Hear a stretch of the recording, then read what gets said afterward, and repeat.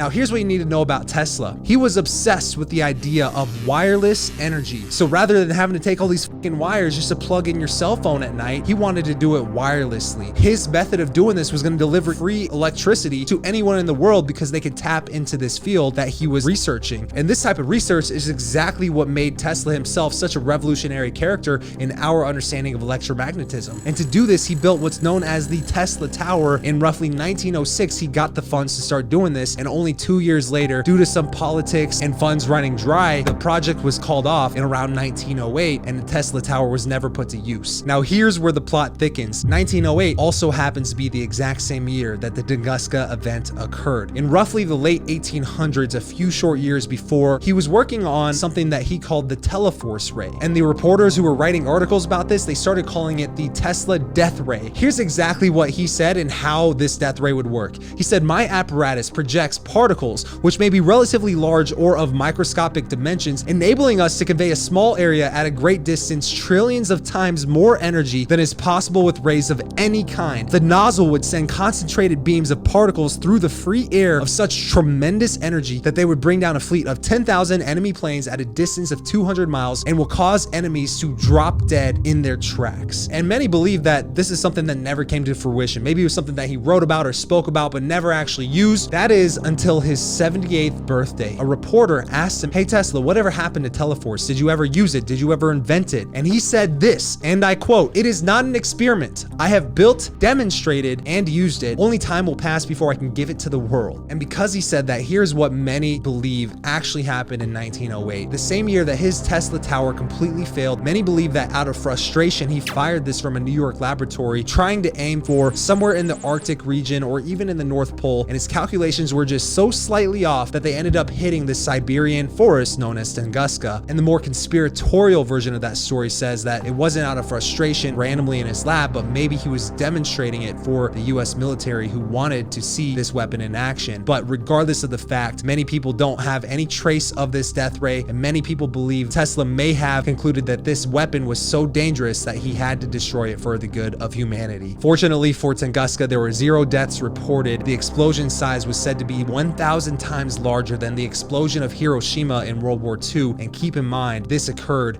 37 years before the nuclear bomb was ever invented.